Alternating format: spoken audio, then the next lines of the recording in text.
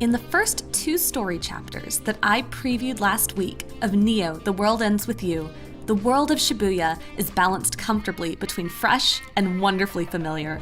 I'm introduced immediately to the cautious and straightforward protagonist Rindo and his laid-back and cheerful best friend, Fret. A brief prologue sets up their appearances in the UG, or Underground, an alternate version of the real-world Shibuya, where people who have died can win a second chance at life.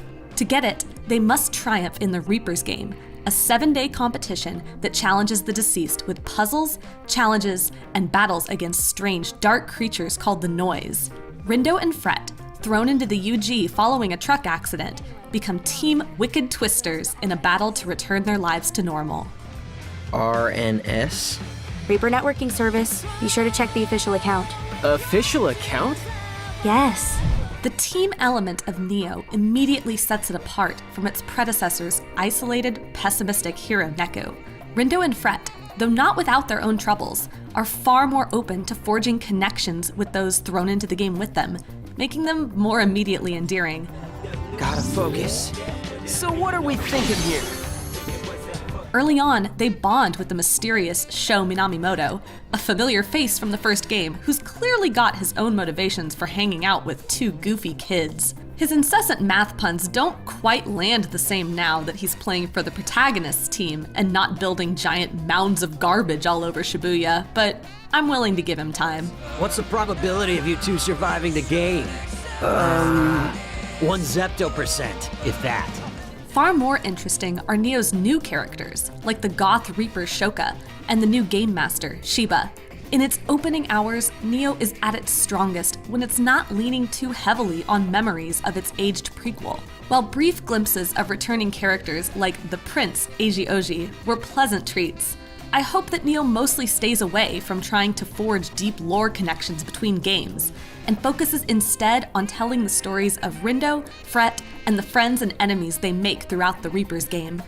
Tied in tightly with the new team structure of the Reaper's Game is Neo's combat, which was forced to pivot completely from its split-screen origins. Now, each party member can equip a single pin at a time, each of which is mapped to a different controller button.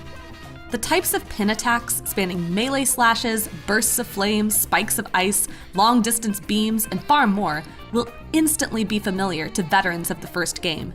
Using a pin in combat hands the player control of whichever character it's equipped to, allowing quick swaps between close and ranged attacks and fun combo setups.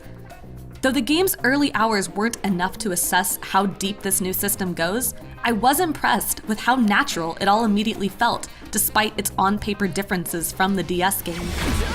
Now!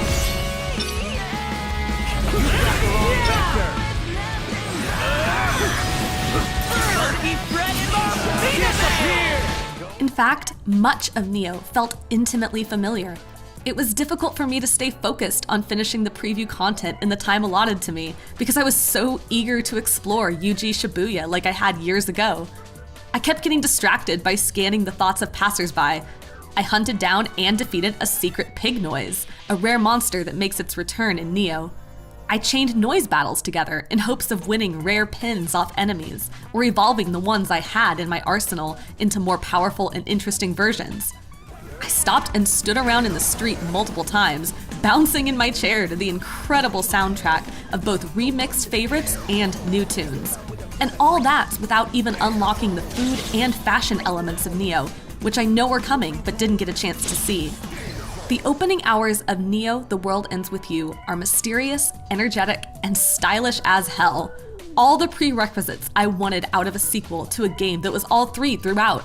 I'm interested in how the combat systems might evolve out of their early simplicity as the game progresses, and I'm a bit tentative about how Neo will balance reintroducing old characters with telling a coherent new story. But right now, I'm confident that Neo: The World Ends With You's opening 2 hours are an exuberant, faithful reintroduction to a fantastical Shibuya I once loved. For more on Neo: The World Ends With You, check out the opening cinematic trailer and the release date trailer. And for everything else in the world of video games, stick with IGN. Great job! Take out the trash! Was that cool or what?